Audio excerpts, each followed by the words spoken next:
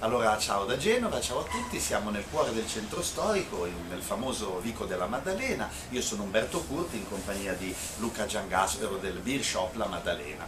Allora, abbiamo pensato per l'imminente Pasqua di costruire un menù di Pasqua rispettoso della tradizione, ma abbinando a 5 diverse portate non i vini, cosa meravigliosa ma più consueta, ma delle birre molto particolari che tra poco Luca ci accompagnerà a scoprire. Allora, questo menù di Pasqua l'abbiamo costruito immaginando ovviamente Sua Maestà la torta pasqualina, proseguiremo con le lattughe ripiene in brodo, andremo avanti con Simma, cantata anche da Fabrizio De André, la cima alla genovese, e concluderemo alla grande con la pasticceria secca e naturalmente con un'altra Sua Maestà, la torta sacripantina.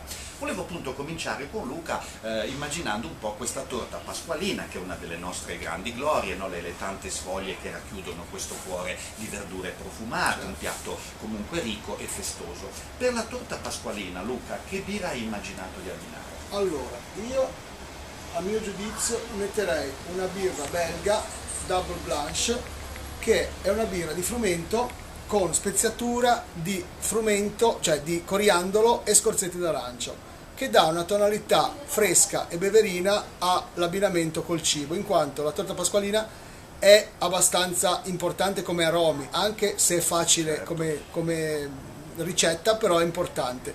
E questa birra si sposa benissimo con tutto il discorso della torta. È molto fresca, è un 6 gradi e 8 e può essere bevuta con facilità da tutti, senza problemi di sorta, secondo me. Sì, è un bel inizio, perché tra l'altro appunto infatti anche la torta pasqualina chiede vini profumati, perché come Esatto. dicevi ha questo corredo aromatico, e quindi anche abbinando birre cercheremo di rispettare un po' quelle regole, no? Certo. Ora per contrasto, ora per affinità, che sono tipiche dell'abbinamento enologico. Esatto. Allora Luca, un bel primo brindisi, la beviamo a che temperatura questa birra? Ma guarda, di solito si beve sugli 8, 6-8 gradi, 6-8 non di gradi. meno e non di più, perché è troppo fredda, il freddo ammazza i sentori e i profumi. Certo. Troppo calda sinceramente no, perché comunque la birra è birra e va Certo, bevuta fresca.